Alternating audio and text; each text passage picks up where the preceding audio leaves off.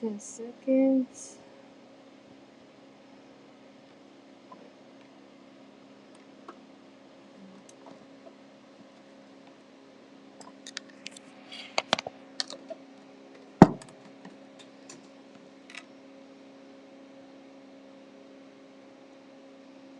You should be happy to know I picked up Bengals to win tomorrow.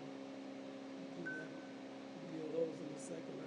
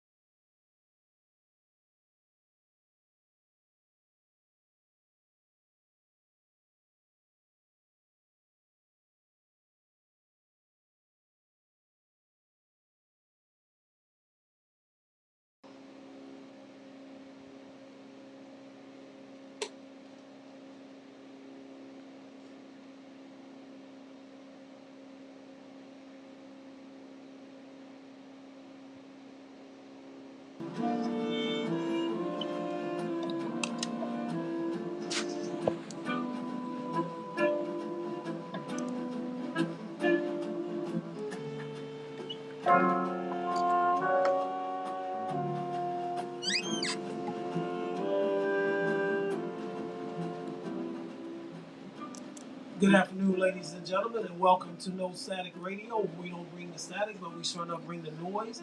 You are now listening to The Right Side. I am your host, Jeff Doggett, coming to you on the greatest station in the nation, from the greatest location in the nation. Shout out to all of you listening to us as far north as Kennebunkport, Maine, as far south as Key West, Florida, as far east as Long Island, New York, and as far west as Long Beach, California. To all of you listening to us around the world, good morning, good afternoon, or good evening, whichever greeting best suits the time zone that you are in. For those of you that are new to the show, this is how we do it. With all apologies to Montel Jordan, we talk sports, politics, and the issues of the day. I throw out the topics, I throw out my take on those topics, and we invite you to call in with your take at 216-939-5087, 216-939-5087.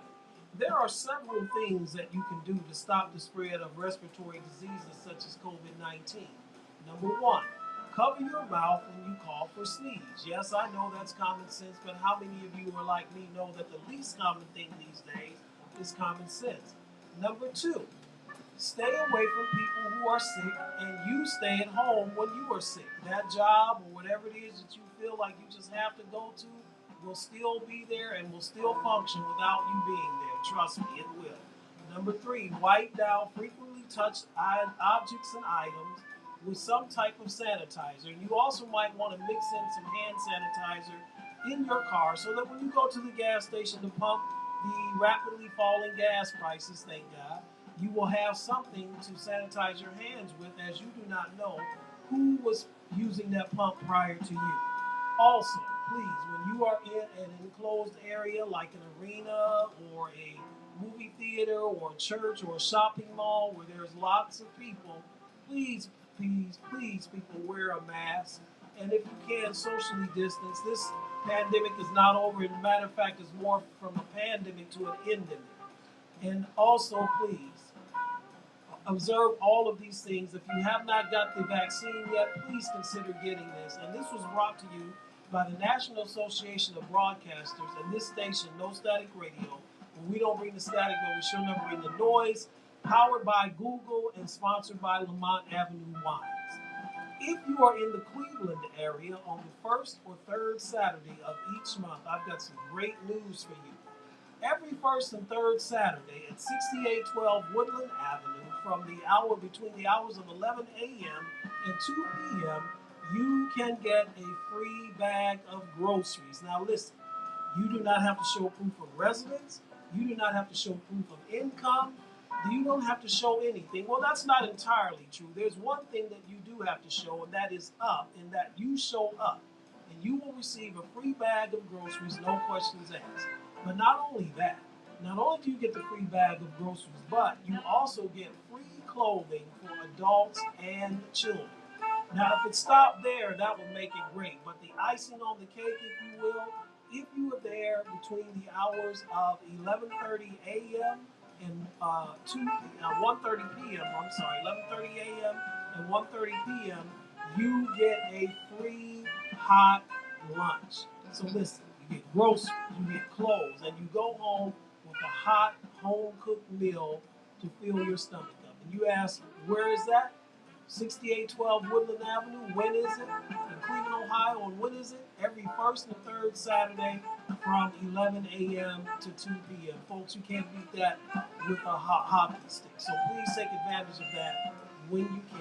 And we want to shout out the Greater Cleveland Food Bank, Major Care Ministries, and Williams Temple Church of God in Christ, who provides a facility where this is held each week.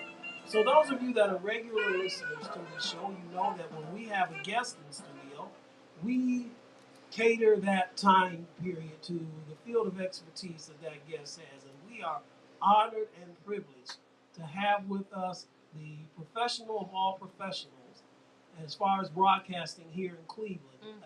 A person who I look up to and admire and also call a friend, a fellow Buckeye brethren, OH. I know. That's right. And we are privileged to have in studio with us today Cleveland talk show host legend, broadcast legend, Mark MUNCH Bishop. MUNCH, welcome to No Static Radio and welcome to the Light Side. Well, you're welcome, and thanks for having me. But very impressive open to the show there. I want folks to know that you did that without notes, without a prompter or anything else. Everything up there between your ears, right?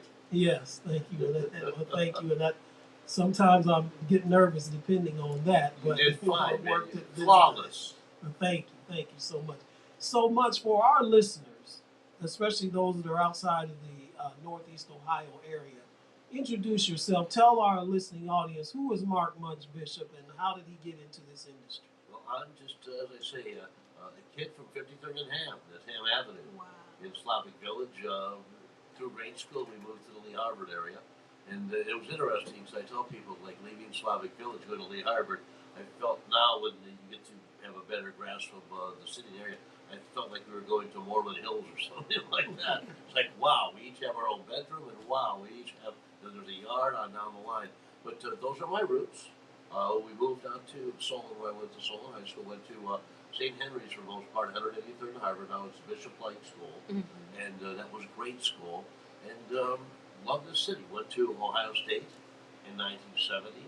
Was there through 75 because I was going to work on my master's for a year because I wanted to be a college professor. I wanted to teach on that level. Decided I didn't want to do that. Started going to Capital Law School and was cruising along there. When I say cruising, it's put this way, it was the hardest thing I've ever done. Okay, but I was on pace there, and I was working my way through law school, working at a local establishment in Columbus called Bernie's Bagels and Deli on East Gate Street, which is no longer there. They had one on campus too, at 16th and High, and a new radio station had just opened up across the street, a rock station called WLVQ, QFM 96. It was the sister station of what I like to call the, we have WTM 1100 in town. Most cities have a station like that. Their station in Columbus was 610 WTVN. Right, I'm familiar with both. Yeah, of course, being in Columbus. And the guys from QFM would come in frequently after work, have a sandwich and a soda, sandwich and a beer. And I was doing everything, tend to bar, taking orders, ringing the cash register, whatever it took to close up, like I said, putting myself in law school. And on the clear blue sky, one day, the program director of the station looked at me and goes, wow, he goes, we were talking the other day when we left you, you know a lot of sports. And I said, I'm a sports nut. I said, but my training, my basis, I remember like first grade, somewhere between first and second grade, my dad, when he would go to work in the morning, he would leave the plain dealer folded over and open to the box scores. And I would read those box scores, each and every one. Had no idea who Sullivan Salas was, or Don Mincher, or Earl Batty, people at the time, people like that. But just know that my dad would come home and say, "Hey, this guy had this many hits for the Indians at the time. This guy did this and this for the other team," and so that was like my basis. But what the program director at that station at the time, I'll shout him out, Tom Tuber, who's now retired north of Madison, Wisconsin, out in the country, is that clear blue sky. He says to me, he goes, we're looking for a sports person on the rock station because we are in Columbus, and who rules Columbus? Our Ohio State Buckeyes. That's right. So you've got Ohio State football, which you can go 24/7, 12 months a year. Yes. And then then basketball also plays. Plus you have a big contingent, students-wise, from Northeast Ohio and from Southern Ohio, and of course from all over the country. So we So want you to have Browns, Bengals. bingo. And at the time, it was Browns and Reds owning that city. And Right. It was funny because he said, but we don't want, it's a rock station. We don't want a typical sports guy that would sit there and say, well, last night the White Sox upended the Twins 2-1. Something like that. We want you to talk like you talk across the bar to us. Right. Or like if you were sitting next to us at a lunch counter or a bar. Would you like to come over and give it a try? I'm like, what, guys? I go to law school. I work here at the deli. I don't know how much more time they have. They said, well, what's your earliest class hour? And I said, well, 9 o'clock. And where I live, just north of campus, on the fringe of the Clintonville area, I would have to go through downtown and over to get to Capital University. They said, well, you know what? We'll make your sports report 7:10 and 8:10. You still get to campus by 8:20, 8:25. Get there a little early. So I told them I'd like to do that. And I was up anyway, probably at 6. And the topper, $35 a week, bro. 1979. And I'm thinking at that time, okay, some groceries, tank of gas, maybe a 6-pack. You know what I'm saying? $35 a week could get you that when gas was like 25 cents a gallon. So that was the start. I met the morning guy and we gelled. Got some instant credibility, but it took a couple of August 15th, by the way, 1979 was my first sportscast. And he tried to, hardline me because he said, well, if you know your stuff, I know it's only August, but who's going to be in the World Series and who's going to win it? It's that simple. Pirates and Orioles and the family's going to win it. Turns out they did. Yeah, it turns out they did. So, people, one thing you'll see this too is that you could say the most innocuous things, most inconspicuous things, but people remember what you said. Especially when you're wrong. Thank you, Jeff. So I started doing that, and then it was interesting because the afternoon guy said, hey, wait a minute, I'm in the afternoon drive. I need to have sports in my show too. Talk some Buckeyes. Went to his boss, said, hey, could Bunch go, what time are you out of class? What time do you start at, the deli across the street? I said, well, I usually start at 5. He said, well, tell your boss you want to start at 5:15, so I want you to do a 5:10 sports report. So even though it was only one report in the afternoon, it was a little bit more, so I said, you know what? The Andy is $70. You thought you were rolling in the dough. Brother, I was rolling in the dough, okay? So that went on through my second year of law school, and just when that was finished, the guys gave me a call and said, hey, could you stop by, during the afternoon at all? And I said, I got some time today. I've done classes early. Come see. And I said, you know what? Yeah, they're going to just tell me they don't want to use me anymore, that kind of thing.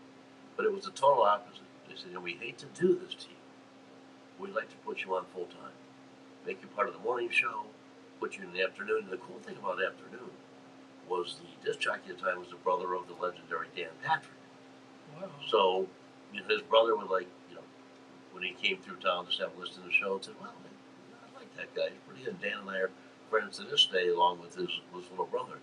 So they said, but, we want you to be a full-time employee, which means you go out during the day, talk to people, cover sporting events, this and that. Thought about it. Said to myself, what?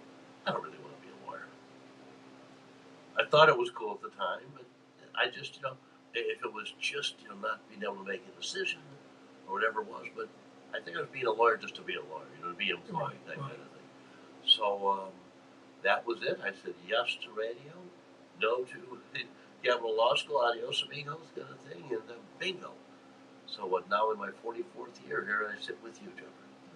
And you're listening to No Static Radio. The right side on No Static Radio, we don't bring the static, but we sure enough bring the noise. We have legendary Cleveland radio personality Mark Munch Bishop in studio with us.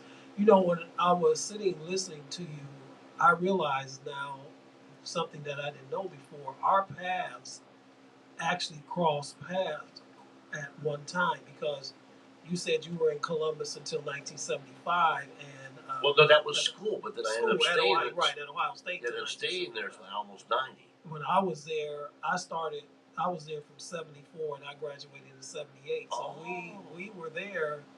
Small world. We were there at the same time. Probably just crossed these paths. There's no doubt we crossed each other on the oval. You know that? Somewhere and just didn't even know.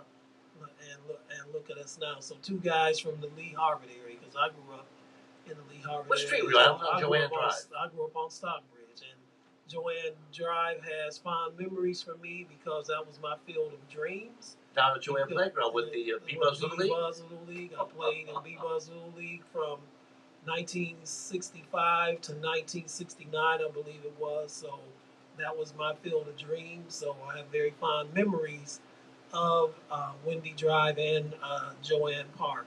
Now Adlai Stevenson School is there now.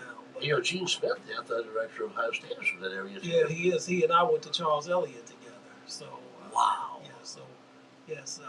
Was he was one from one of those streets like Biltmore that run that would run parallel east of Lee. Lee Road. Yeah, I don't know what street he was, but I don't. As I said, we attended Charles Elliott together. So much I want to get into this with you. We're just going to go run the gamut of local and national sports talk here, and I want to start off with the Guardian Kids, the Cleveland Guardians. Now, if someone would have told you, and I know what my answer would have been back in April, that in the first week of September, that the Guardians would be in first place in the Central Division, the White Sox would be in third, and that Stephen Kwan would be a candidate for Rookie of the Year. I don't know what your response would have been. My response probably would have been, in the words of Stephen A. Smith, "Do put the weed down." So, but here we sit today, and those things are reality. So is this team a year ahead of schedule? Are they on schedule? What are you seeing? They may be 2 years ahead of schedule. Here's what's interesting, too. I did not have them where they are today, although I did have them winning 86 games, which means they'd be 86 and 76. Not a bad record. Yeah, I had them 85 and 77. And for the people saying they were going to lose 100 games, well, you know what? Don't bury your head. You bury your head in the sand, you get your butt kicked. Earl Bruce taught me that, okay? Yeah. But the bottom line is, no, they here's what's interesting, and I wish the team that played on the lakefront would see this, is that this team has overachieved. Mm-hmm. Now, once they told us how great they were, and once they said, well, we're a playoff team, postseason team, and then they end up with a losing record. No, they have not done that all season long. They've been resilient. Oh, this last week until the two Kansas City games, horrific. I mean, really, worse than bad. Right. To what transpired with the team, and not good to do at home too, in front of the partisans, the faithful. But no, this team has overachieved, and they continue to overachieve.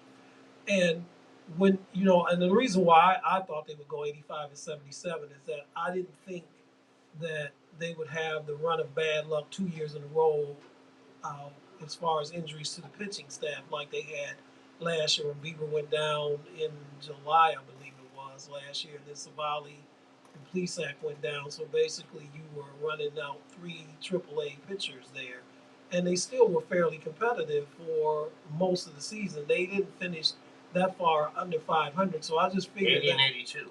Yeah, so 2 games under, with mostly in the second half of the season, basically AAA starting pitching up here, and so and of course the factor that weighs heavily in that is the Tito factor. Thank you. Had Tito been around most of the season, would he miss almost half the season? Yes. He would have been good for it. I'm telling you, and this is what the best manager in baseball do. They would have won at least 10 more games. So then they would have been a playoff or close to a playoff team last year. They would have been 90 and 72. Yeah. So I just thought that with the pitching they have with Bieber, Savali, McKenzie, and Plesac, and now I'll be honest with you, I did not see Class A being, as I call him, Class A. I didn't see the dominance that he was going to have this year. But I figured if they could stay healthy, and especially playing in this division, they could win 85 games. Now, I hope that they pass that because they're at 70 now. But I didn't see it. And what has really surprised me, though, is the play of their young players, Stephen Kwan, Oscar Gonzalez, Thank you. Andres Jimenez. Rosario, they're young too. People don't realize that. Yeah. But basically, they're 30 years. Something else. Miles Straw, who the last 2 games has had 2 hits each game. I mean, this is only his second full season. Right. So people don't remember that. Yeah, and that's true. And then if you look around this division, the team that has underachieved and most disappointing team in baseball this year. I said this earlier on my show. Now I've got to amend that. Earlier this season, I said that the Seattle Mariners and the San Francisco Giants were the most disappointing teams. And then the week after I said that, the Mariners won 14 in a row.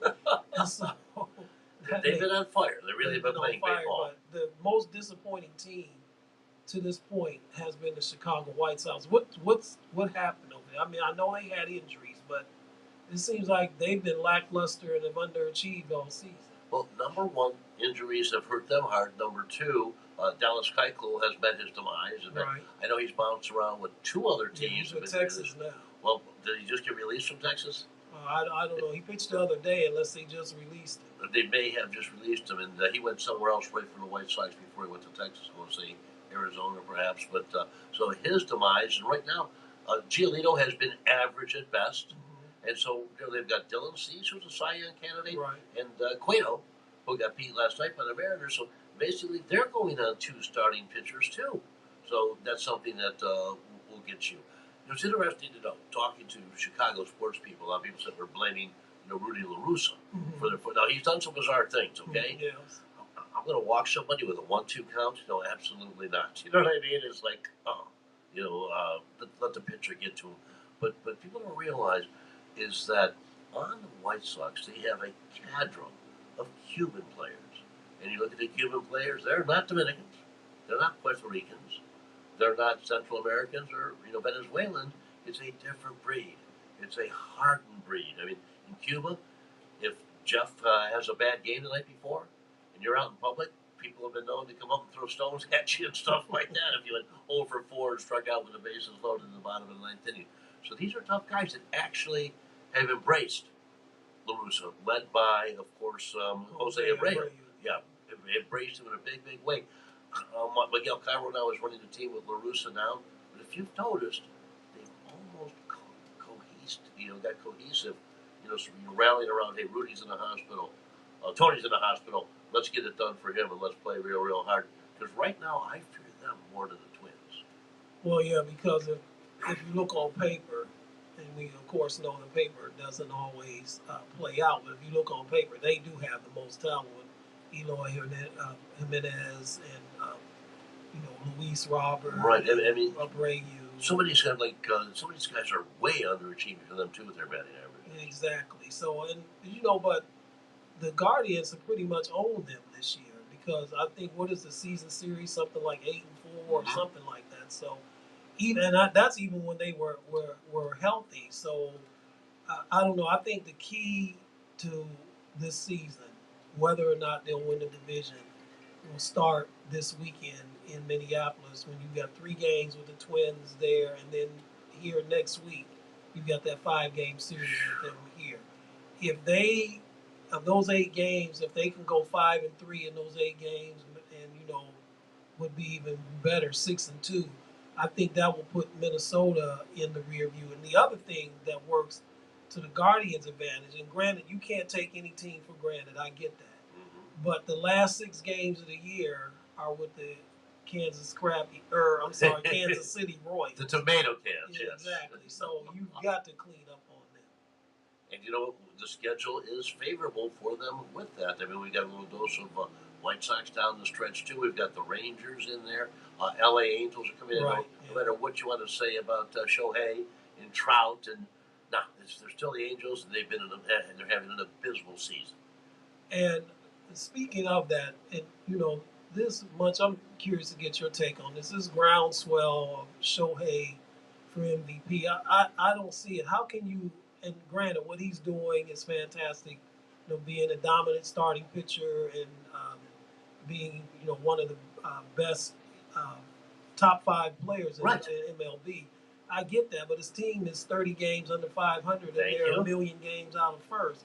So how can you be an MVP? And You can't. As much as I hate to say this, because of who he plays for. I know what you're going to say, but it's true. He is the true MVP. He is the MVP, especially if you look at how the Yankees have basically collapsed. If it wasn't for Aaron Judge, the Rays may have overtaken them by now. Think about this too. When you talk about it being as part of any game, but Rizzo, Stanton, LeMahieu, all down right now for the Bronx Bombers. And with the rain out yesterday, you might see LeMahieu or Stanton coming back. But that's a tall order too. They've had no production at all from left field. Then they got rid of Gallo, and they're trying there.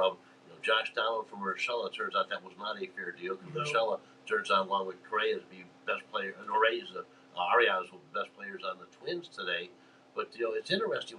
Some fun pennant races. Braves just tied the Mets. Oh, yeah, they did last night. Yeah, the Mets.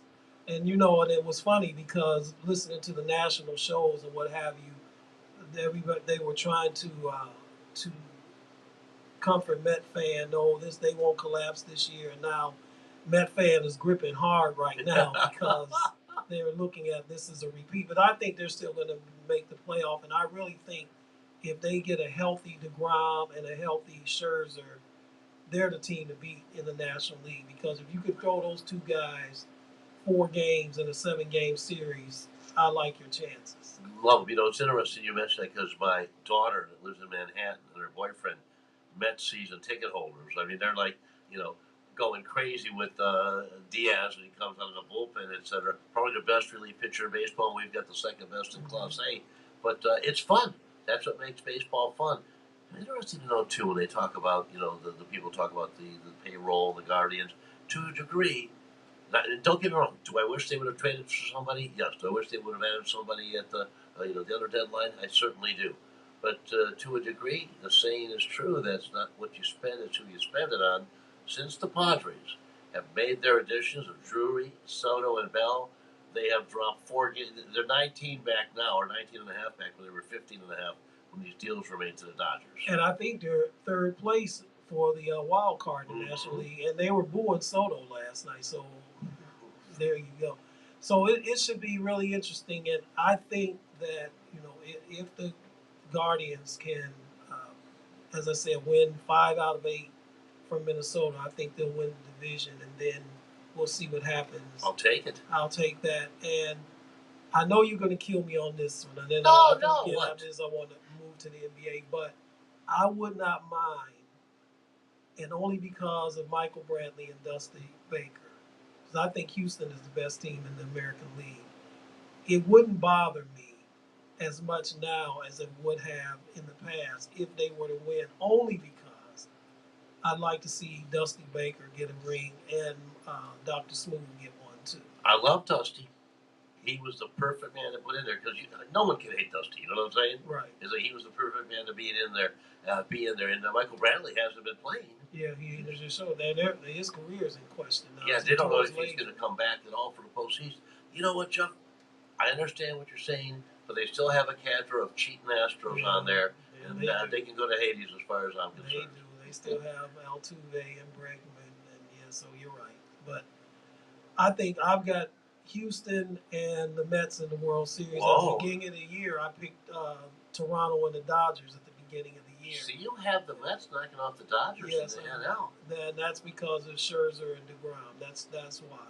If they're healthy, that's the thing. Now, if they're not healthy, then. But you know what? You can't sleep on the Braves either. I mean, look what they have done. And you know what? Since Harper's come back, the Phillies have come roaring back. I mean, they're not going to win that division. No. But all of a sudden, victories keep piling up for them. So they're interesting, too. But, it'll be interesting. The Braves are just, they're a special story. How they've just come roaring back in a big, big way. And I think the dark horse team to watch in the American League is the team that was here this past weekend, and that's Seattle with their starting pitching and their bullpen. And here's one thing I want to ask you before we move on. The run differential per game between the Guardians and the Mariners are about the same. But, ordinarily, you have to, in regular stats, yeah. Yes, but the big difference is this, and this is the one I want to ask you. The Mariners have 3 guys in their lineup that have 20 plus home runs. We have 1. Yeah, they've got poppers. They've got big. And now who do you've got Gonzalez. Right. You've got Raleigh the catcher now to surpass that mark. And you got Julio Rodriguez. You got Eugenio Suarez. Mm-hmm. You got a couple guys in the teens too, mid-teens going. Yes. And so here's the thing, Munch. What do you think? This season isn't over yet, so I really don't want to talk about next year. But what do you think they need to do? The Guardians, where can they find that bat? Do they have to go out and trade for it? And do you think Oscar Gonzalez is going to develop into that type of hitter? Do we have somebody down, maybe in Akron or Columbus that can be that kind of? That's what they're missing. They need a bopper. They need a bopper. Other than Jose Ramirez, they need.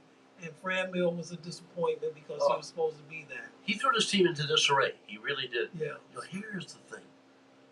We still, which is just a big glaring problem, like Broadway lights on it, or I should say Playhouse Square lights, first base. Yeah. Josh Taylor plays his you-know-what. Still, about every other game, he'll not scoop a ball from the dirt. Say, well, the throw's in the dirt. Well, I saw Franz from Seattle scoop 3 of those out, that kind of thing. Yes, he did. And so, Abreu scoops those out. So Josh Taylor has worked hard. I get to the ballpark very early for the pregame show on WTM 1100. And 3 hours out, I see Owen Miller and Naylor consistently taking ground balls at first, having somebody throw balls low, high, on down the line. But sometimes it just doesn't translate to the game. Our first baseman usually known as some boppers, some power hitters. Get that first baseman who's well. I do know for a fact they did look into Josh Bell because the Nationals were letting people go for not even top 30 prospects, for not even 1 through 30 in your farm system. But San Diego insisted that before they give you all this for soda, we want Josh Bell too. Josh Bell would have been perfect. He'd have been perfect for this team. I was hoping too when the Marlins released Jesus Aguilar that we might take a flyer on him, but the Orioles picked him up. So you know what? Once again with you, he did nothing here. Before he was the Bobby Bradley. Yeah, he was. Is that the black hole of can't miss prospects coming up, Aguilar and then Bradley? Yeah. I would have taken a flyer on him too. Yeah, and poor Owen Miller, he tries, but Munch, and because we text each other back and forth. But for those in the audience that don't know, there was a player for the Yankees when I was a kid named Moose Scour. He played first base. He could hit for power, but he had his glove was made of a solid steel, and they used to call him Dr. Strange glove. So Owen Miller sadly is the modern day version of Dr. Strange glove without the power though. But there's another one too named Dave Kingman. Remember Dave? Yeah. And I remember being in the business, hearing old play-by-play tapes, this and that of folks. People say nowadays, what's a tape? But popping it in, and his one of his couple strings in the webbing of his glove broke one time, and whoever was doing the play-by-play, I believe he was with the Mets at the time, said, "Now don't send out the trainer with some leather. Send out a welder." Well, for those of you that are watching us via YouTube and Facebook, you see we're on camera too. Yes. Okay. You see that Munch has his Cleveland Cavaliers top on, and I want to transition right to that. And so, Donovan Mitchell. Yes. You could have knocked me over with a feather with that because I'd heard rumors, and I didn't give much credence to those rumors, and I just thought that if Utah was moving him, he was going to the Knicks, and then all of a sudden, Knicks thought so too. They tried to get cute, tried to strong arm him. Exactly, and Stephen A. Smith had a meltdown, a classic meltdown.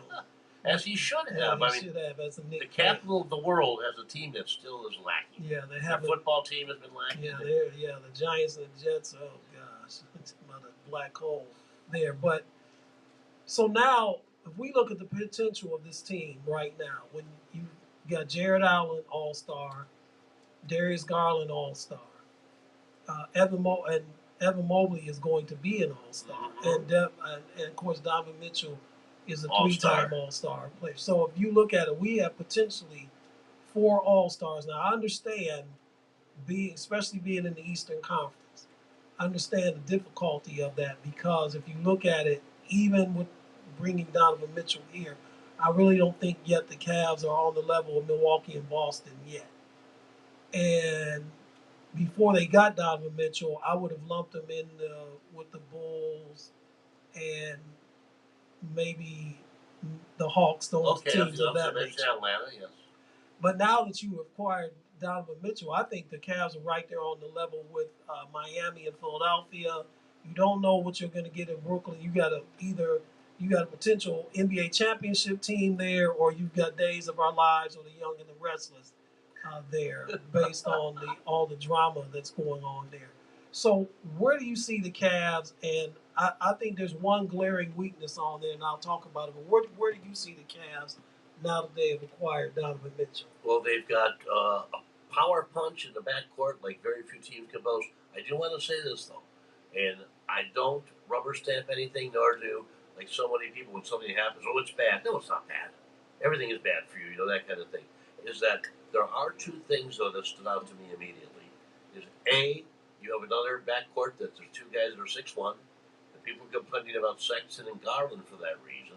So there's something there. But B, one of the most important, well, all the positions are important, but you don't have a three that consistently can shoot from the outside. Now, I hope Isaac Okoro is shooting 750 shots a day at the Cleveland Clinic courts. I may drive by there on the way home and see if his car is parked in the driveway. He needs to be shooting. LeVert is more of a two guard. Right. You know who I'd love to see develop a shot, but again, it doesn't happen overnight. Because the junkyard dog, Lamar Stevens. Yeah. Love his attitude. Right. Love his tough defense. Yes. Let me ask you this: did they get Dylan Windler to be the next Kyle Korver? That's what he was supposed to be. Well, wouldn't he be a perfect three? Shoot, catch and shoot. Well, he has not been.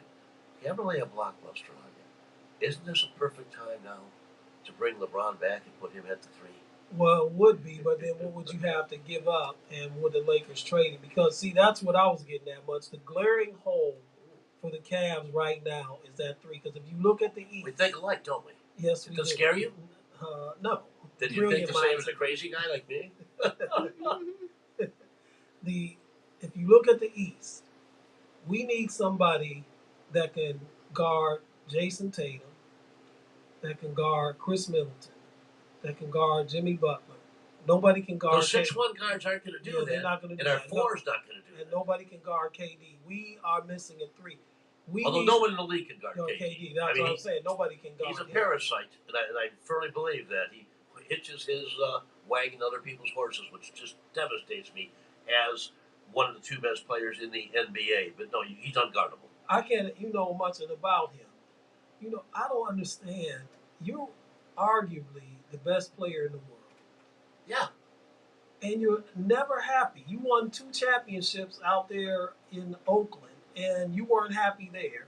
So you left, and then you got everything you wanted. You got Kyrie there with you. You got him. You got the coach you wanted. Remember, Kyrie? He wanted Nash. Steve Nash. You got the beard. You got James. You got everything you wanted, and you're still not happy. And then you wanted to be traded to go somewhere else. And then you say, okay, I'll come back and play. And you fire the coach and get rid of the GM. And of course, the owner said, go take a long walk off of a short pier when he said that. And now somehow this is going to work, they think. So we'll see. Like I said, if you like daytime soaps, then you should be a big fan of the Brooklyn Nets. And flashback real quick, too. With Oklahoma City, they had the Warriors on the ropes. They actually handed the series away, okay? Yeah. But with the nucleus of him, Adams was handling the middle. Russ was still on those teams. They had what it took. And you know what? He quit. He did. He quit on the franchise, the fans, the team, and teammates. And then make matters worse, you wouldn't join the team that you had down 3 games. Right, you joined the enemy. So, but if the Cavs could get a 3 that could average anywhere from, say, 12 to 15 points a game, but could really play stellar type defense, I really think that they would really be in position to make the move, because I think when they get to the point that we all hope they're going to get to, Darius Garland nor Donovan Mitchell are going to be the best player on the team. The best player on the team is the guy they drafted out of is going to be the guy they drafted out of USC last year, and that's who should have won the Rookie of the Year last year, 100%. Evan Mobley. Amazing talent. You know what? That's why I'm plugging for Okoro. Because defense is supposed to be his forte. Now, I do know this. In games last year down the stretch, I was watching who he was guarding. He didn't knock a lot of people down last year, so I don't know if he was pushing his offensive game. But man, since that's his forte, if he can just get a comfortable shot and not get nervous over it and play the defense he's supposed to play, could be the answer. But again, that's a woulda, coulda, shoulda. Right. The only problem, though, and I'm like you, I'm hoping he was shooting 1,000 jump shots a day too. The only problem with him, though, is, let's say best case scenario, that he does develop offensively to the point where you can't leave him open and he's going to hit that open shot. He is listed as 6'5", so if that's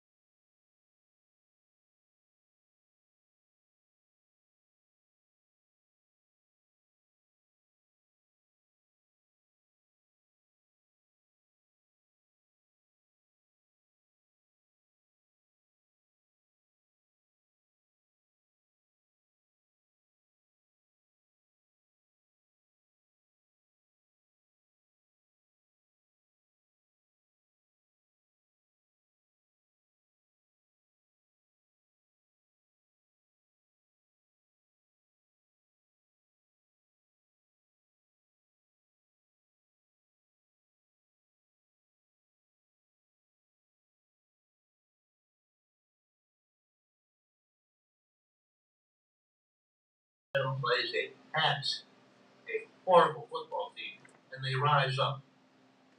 never figured out what. Right. Even when the real, I mean, Connor Bosier's never been that good either, but for the most part, but under Rich Rod and Friday Romo, Brady Hope, Right. like, is that for some reason they always turn the season right time. I don't know. Somebody up there has pictures of somebody with the NCAA with the bolsters with something. I don't know.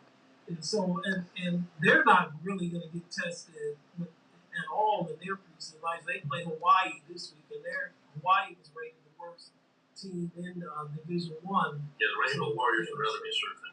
Yeah, they'd rather be at the Waikiki, which I can't play. I'd rather be anywhere. Yeah, I'd rather be almost anywhere than Ann Arbor. So I couldn't blame them. Get your shots if you go up there. Exactly. So I'm calling this year MUNCH. I'm calling that third Saturday before Thanksgiving, or after Thanksgiving rather. I'm calling that the James Brown game, and that is time for the big payment. I agree. Dave's not saying anything. And it was funny because a couple of years ago when quote unquote all of a sudden the U of M couldn't play the Buckeyes during the COVID year. And tell me, there was nothing proven there. No. Like Dave said, I would have put 100 on him, and I think he would have. MUNCH, I'll be really afraid. They pumped out in that game. They knew what was going to happen. They knew the kind of beatdown they were going to get, and they didn't want to come and take that whooping. So, and then finally they beat. So I told every UM fan that I know, okay, so we'll see you again in 2031. You beat us in 2011. You beat us in 2021. So come talk to me in 2031 if I'm still around. We can handle every 10 years. Yeah, every 10 years. And to that point, Desmond Howard, who grew up in the Lee Harvey area, I want to like Desmond. St. Joe's boy, this and that. He grew up on Stockbridge. Yeah, he had the nerve. I don't know if you people are listening. Desmond Howard's final four for the college football playoffs was Baylor, Texas A&M, Utah, and the team of Blue. So he has no Alabama, no Georgia, no Ohio State. Exactly. One of those three. Exactly. Now I know. What does Stephen Smith say about the weed? Put the weed down. I'm starting to wonder. I have to go back and look at tape that he played in the NFL without a helmet on because something must have happened. And you pick those four teams. Utah's already out. They lost to unranked Florida. So I don't know. My final four much. We'll move on, then we'll get close to the end of our interview time here. But my final four, I've got the Billies down to Tuscaloosa. As much as I hate to make that pick. Now, the only time I ever root for them is when they're playing the team up north. So I've got them. I've got Georgia, maybe Clemson, but possibly USC instead of Clemson, and the Buckeyes. And then I've got the Buckeyes and the Billies from Alabama playing for the national title this year. And if that defense line and the offensive line can continue to play the rest of the year the way they played on Saturday night, I don't see any reason why we can't hold our own against them. As good as Bryce Young, of course, Cy Young winner winning the Heisman Trophy. Hello, Cy. Wait a minute, mate. I thought we were still talking about baseball. I never got that coffee switch. I wouldn't be so I'm free here. But the Heisman Trophy winner, this would be those teams. This would be Stroud in his mind over Bryce Young or into the offensively. I gotta think something. And you look at the 44% of the quarterbacks starting in Division One this year came from the transfer portal. Now I am not against the transfer portal. I've always said to be. I said if a coach leaves a school, player can leave. I don't kids will say, I want to go to high school. For a while back, people didn't want to go to Pitt. They wanted to play for Big One instead. Who had great creational stage. But if you leave on your own, if you're going, you should also you know my reason that I want to be there. You were down in Texas now. Wait 1 year for Stroud. He would have had his 2 years at the Ohio State. Under Ryan Day, with casual receivers that is not seen anywhere else in the country, and then he'd be there. So I told him I do feel that Mr. Smith and Jake would not be in the game Saturday. He lost one of his 2 touchdowns. One by him, one by someone else because he didn't know.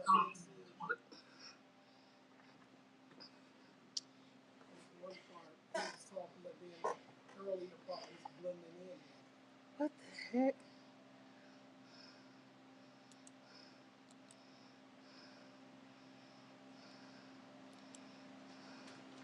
Yeah, Where's team time? I think he works at the time.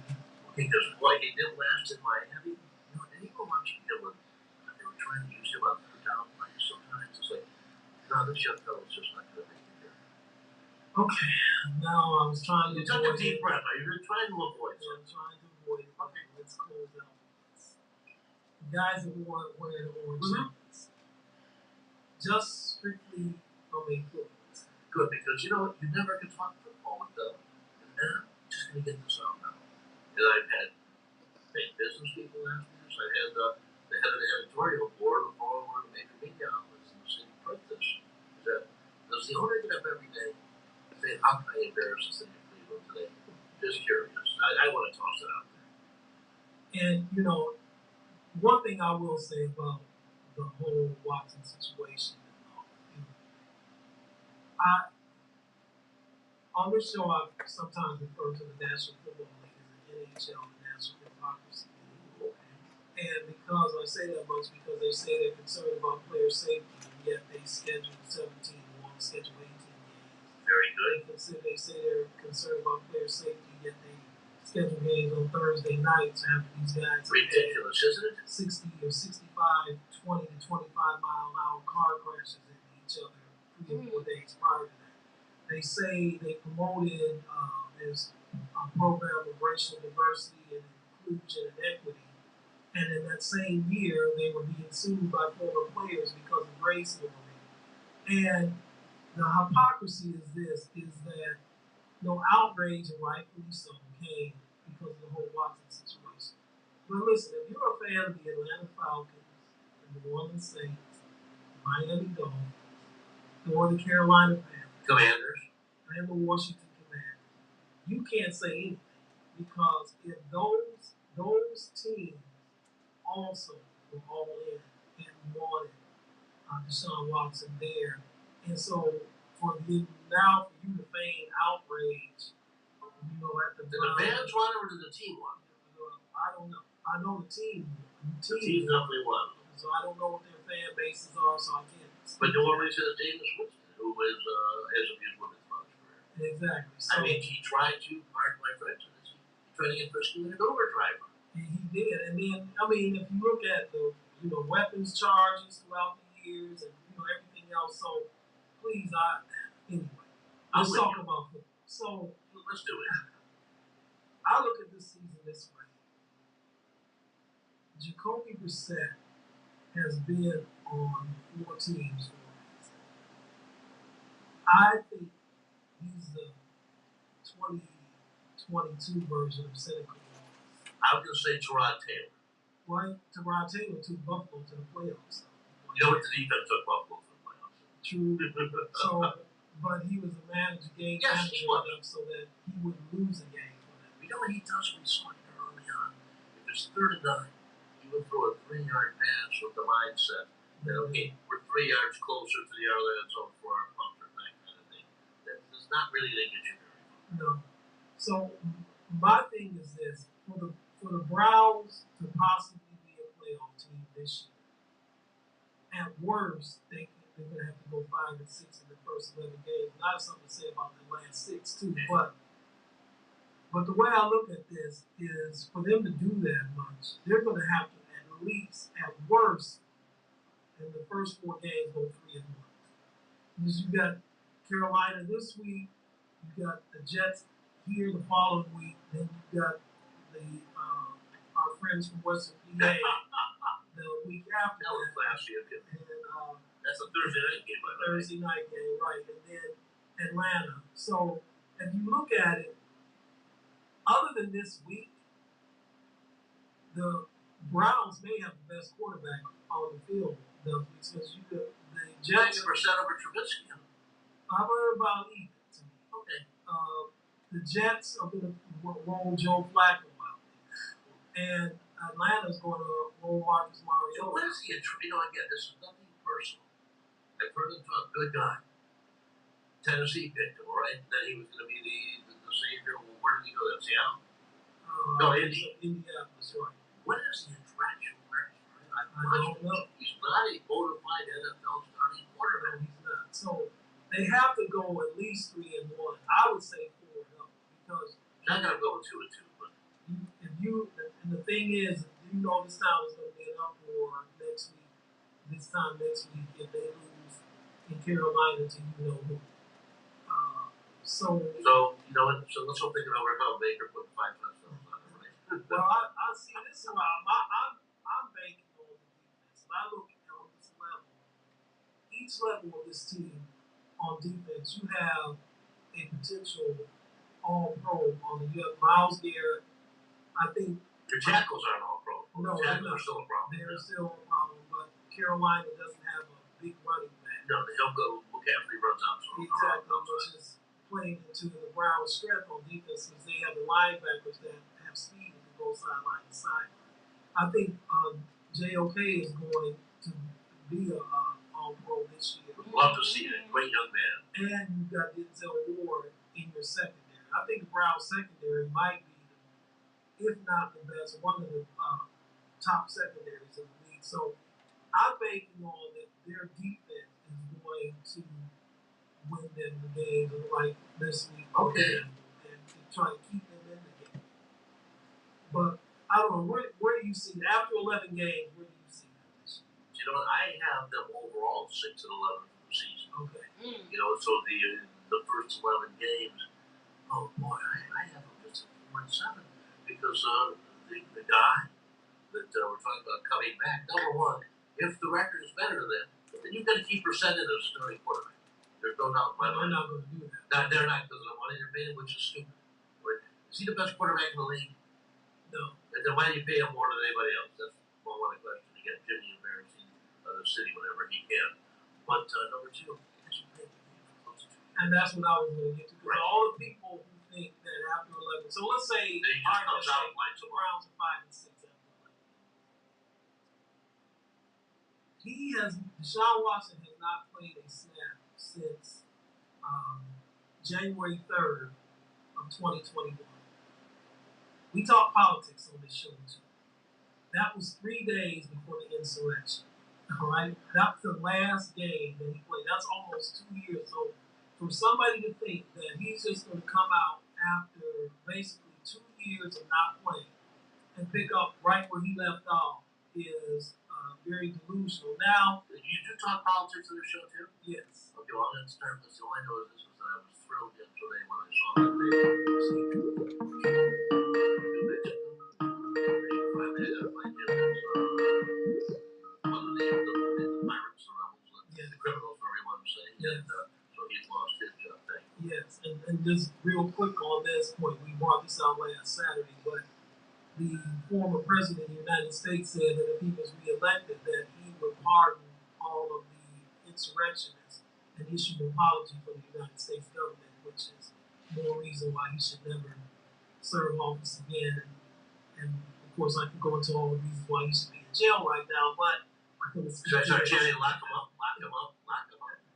Let's see to this. So the thing is, now to his advantage, he will be able to practice with the team starting in mid-November. But for anyone to think that he is just going to come in and pick up where he left 2 years ago is delusional. So I really think this is a long season now. They can prove me wrong, but I've got them really 7-10, 8-9. Okay. I have 6-11, so even a notch below you. It just doesn't happen overnight. And I know they're playing the Texans, which is a very bad football team. Very, very bad football team. They got a very good coach, Lovie Smith. Like Lovie.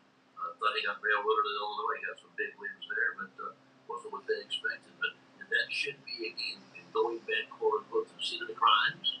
And see, again, that speaks to the hypocrisy of the NFL. Because if you are so concerned, as you say you are, about this whole situation, then why did you bring him back then? You didn't brought him back before or after 12 games or 10 games, right? Exactly. But again, the NFL, because they worship at the throne of the Almighty dollar. They know that there is going to be eyeballs galore on that. Every football fan in the world will be watching that. So that's what that's all about. So that's where you have them 6-11, I have them 7-10. I hope that both of us are wrong. But yeah, really, I'd like to see them all at 17. I mean, well, I've been a Browns fan for 65 years. Jimmy Haslam has destroyed all of that in me, and so he's gone, and so Watson's gone. So I guess I got to wait 5 years before I start cheering. Well, I mean, Jimmy's not going. Well, he's not going anywhere. And I've been one. My dad took me to my first game, and when I was 6 years old in 1962, and some guy by the name of Jim Brown was playing against the St. Louis Cardinals, whose quarterback was Charlie Johnson. I remember Charlie. What was up?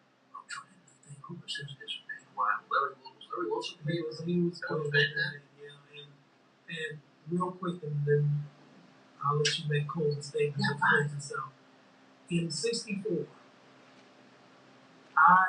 my maternal grandparents, who are deceased now, took me down to Steubenville, where my maternal grandparents, who are deceased now, my parents are both from Steubenville. On December 27, 1964, early in the morning, we rode down to Steubenville to watch the Browns. That's right, one beat blacked out in Steubenville, wasn't it? No. Those of you that don't know that it wasn't until 1972 that home games were shown that it was blackout. And I got a joke here with you because you're just making me smile in a big way. He said, shows you how much my family was for the Browns. People say, you're just a hater. No, I'm not a hater. Is that I had a cousin during that period of time before blackout was lifted, was going to move to the east side, was from the Collinwood area, and he was going to say, even back then, Mentor was wasteland. He moved out east of Charlotte to the closest line we can get Browns games out of here. And there'd be like 20, 30 of us in this house every Sunday for home games to watch. Yeah, we went out of our way from that team. We loved that team. Yeah, we went there to watch that game that day. And my dad and I he took me to we went to the very first Monday night game. It's the Jets? Yes. Oh, that's cool. What great memories. Well, listen, thank you so much for coming on. We are so glad that you came in today. It's such a privilege. It's an honor and privilege for me that you asked, man. I can sit here for hours upon hours. Let's talk to you about everything. Maybe we'll have you in again and we can just talk about politics. Sure. And thanks to Marie for making us sound and look good. I try to avoid the politics. But how can you these days? You've been listening to the Right Side on One Static Radio. We don't bring the static, but we shut up the noise. We'll come back to you in the next hour with the second hour of the show. Right now. Okay.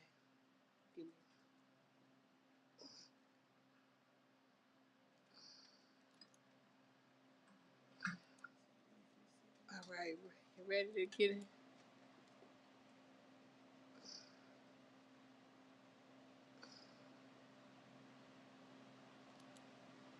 Gotcha.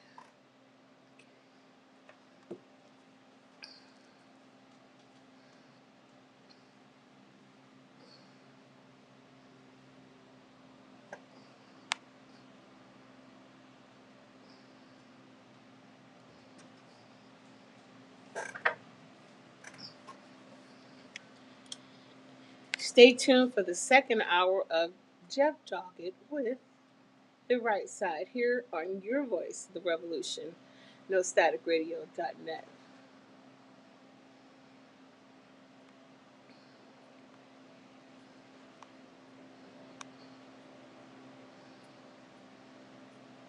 I should have told the callers that this first hour was recorded.